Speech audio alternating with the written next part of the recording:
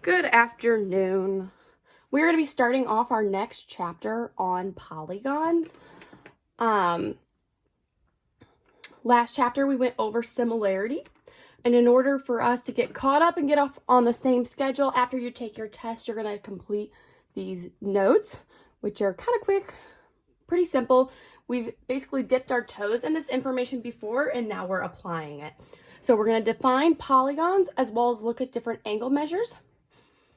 And I'm going to offer you some nice and easy tools in order to calculate angles instead of adding up each individual one, because we may not be provided that information. So first, let's break down the classifications of a polygon. And a polygon is a closed figure formed by 3 or more line segments called sides.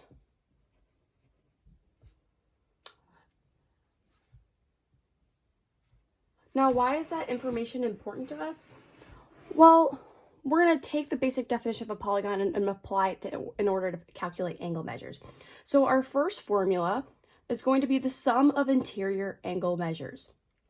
The sum of the measures of the interior angles in any polygon can be determined by the number of triangles that can be drawn within the polygon. Complete the table below to look for the pattern to find the sum of the degrees in any polygons. Well, let's break this down. Number of triangles, how many sides we have? 3. Number of triangles, 1. And the sum of the interior angles is 180. All right, let's look at a quadrilateral. A quadrilateral has 4 sides. However, it has 2 triangles in it. If we have kind of like a dashed segment across, we have 2 triangles.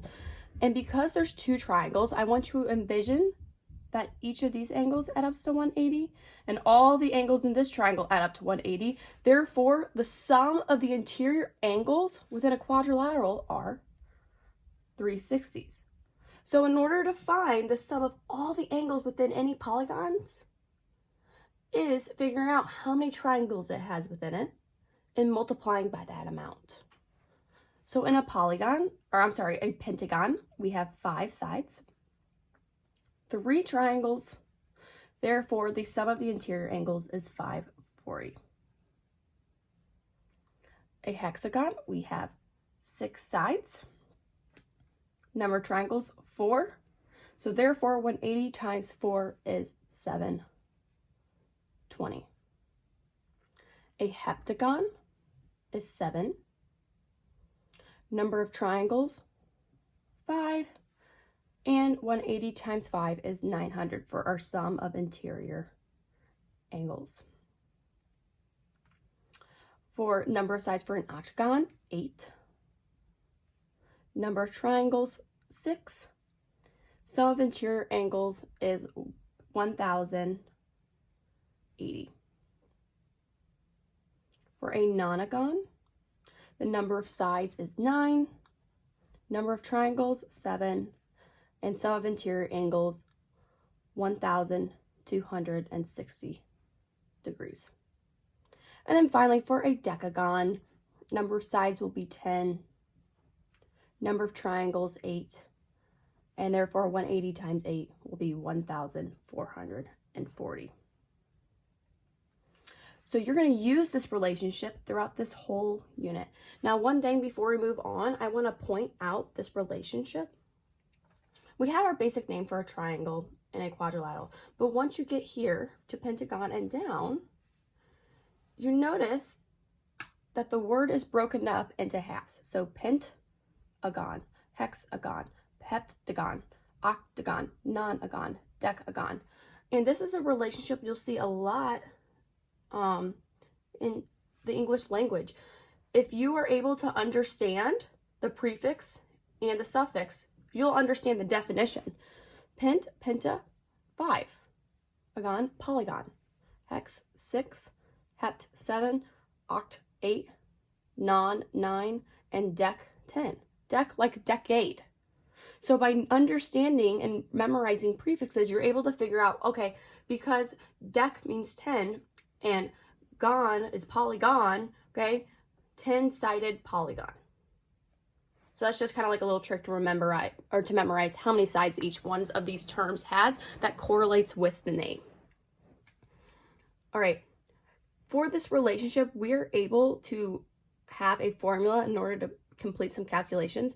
So we have the interior angle sum formula. So if n represents the number of sides of a polygon, then the sum of the interior angle S can be found using this formula. So our formula is S equals n minus 2 times 180. Well, you don't need a degree symbol there. Now, have we done this on a quiz before? I know my algebra classes have. I am a strong believer that you have to memorize these formulas in order to do the problem. So this is your fair warning on upcoming quizzes or tests. I will ask you, okay, what is the interior angle sum formula? So it's very important you know these formulas, because if you don't know the formula, you're not able to do any of the following problems accurately. So memorize this formula. And we're going to apply that here. So find the sum of the measures of the interior angles in a polygon. As you notice, it's not nice and easy like the ones before where we broke it down on the table. Now we have a 15 gon, a 21 gon, a 48 gon, and a 36 gon. So that's how we're able to apply it into this formula and simplify and solve. So for 15 gon, S equals 15 minus 2 times 180. 15 minus 2 is 13 times 180 to equal 2,340 degrees. Now, knowing you all, no one wants to sit up there and count every single angle measure. So that's why we use the formula. Okay, I'm going to do one more with you, and it's your responsibility to complete 3 and 4. I will be checking that in the binder check that you have completed those 2. So for a 21 gon, X equals 21 minus 2 times 180. 21 minus 2 is 19 times 180 to equal 3,420 degrees. All right, flip it over. Let me make sure this is in range. We have one more definition for this lesson. It's going to be called a regular polygon. Now, what is a regular polygon? That will be a polygon in which all side measures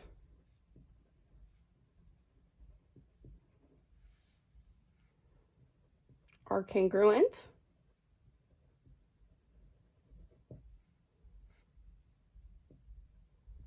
Therefore, all angle measures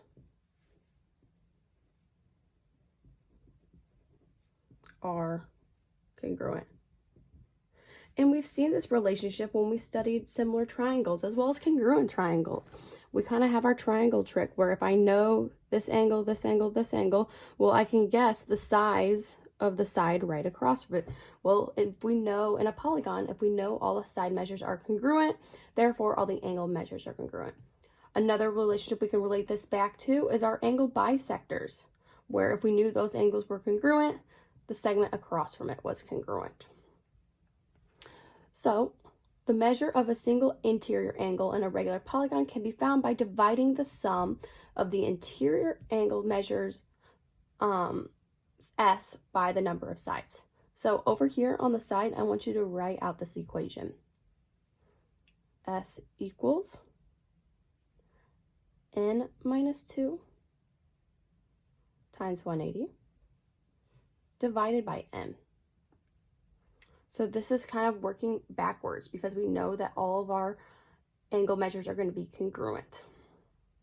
So before we were calculating the sum of the exterior angle measures, now we're calculating the measure for each individual angle. So for a regular pentagon, S is equal to 5 minus 2 times 180 divided by 5 sides, or 5 angles. So 5 minus 2 is 3. 3 times 180 all over 5. That's going to equal 540 over 5 to our final answer of each angle being 108 degrees. For a regular 18gon, S equals 18 minus 2 times 180 all over 18. So here we're calculating the degrees of the total of all the angles within the polygon. Then we're dividing it by each individual angle. So that's going to get me 2,880 degrees divided by 18 angles to get me an answer of 160 degrees. So because we're able to calculate our interior angles, we're also able to calculate our exterior angles. Remember those where they're outside of our shape or our polygon? We looked at that with triangles, and now we're going to be looking at it with polygons. So in geometry, a lot of chapters, they kind of give you a little bit of information, and then throughout the following chapters, we add a little bit more. We add a little bit more and add a little more, and that's exactly what we're doing here. So the sum of the exterior angle measures. Exterior angles are supplementary. Supplementary meaning 180. Remember that relationship, and complementary is 90. To their adjacent interior angle. Find the relationship of each exterior angle on the polygons below, then give the sum of all exterior angle measures. Well, how do we find that? We take each angle minus 180. So 180 minus 40 is 140. 180 minus 79 to equal 101 degrees. 180 minus 61 to get 119 degrees. And now that I have all of those, I can add them up. So 140, 101, 119 to equal 360. So let me walk through that one more time. In order to solve the sum of exterior angle measures, first, you have to calculate the exterior angle measures.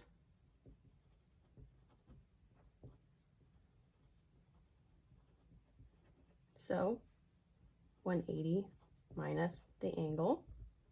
Then to add exterior angles measures. Not too shabby. Now for these ones, I will not give you a 48gon and expect you to calculate that. However, I am going to leave you with the task to calculate the hexagon and the pentagon. I will do the quadrilateral with you. So, also, if you need more space, you're more than welcome to add on a piece of paper. So 180 minus, excuse me, 180 minus 124 is 36. No, that's not 36. 56. 180 minus 76 is 104. 180 minus 89 is 91. And 180 minus 71 is 109 degrees. So 56 plus 91 plus 104, and plus 109. Let's see, 7, 11, 20. So 0, carry my 2, 7, 9, so 16, carry my 1. 360 degrees. Okay? And I want you to answer this question after you calculate pentagon and hexagon. So let's look at the last 4 problems at the bottom. Okay? What is the measure of each exterior angle of a regular hexagon? Okay. Actually, I'm going to leave you to calculate these 4 because you need to answer this question in order to answer these ones.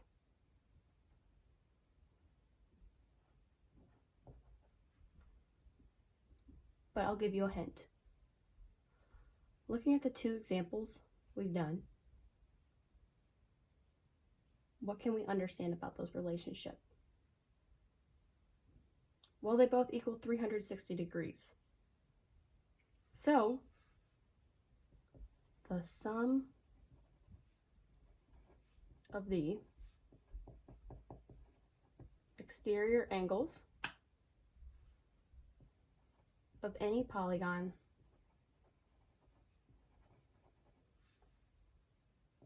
is 360 degrees.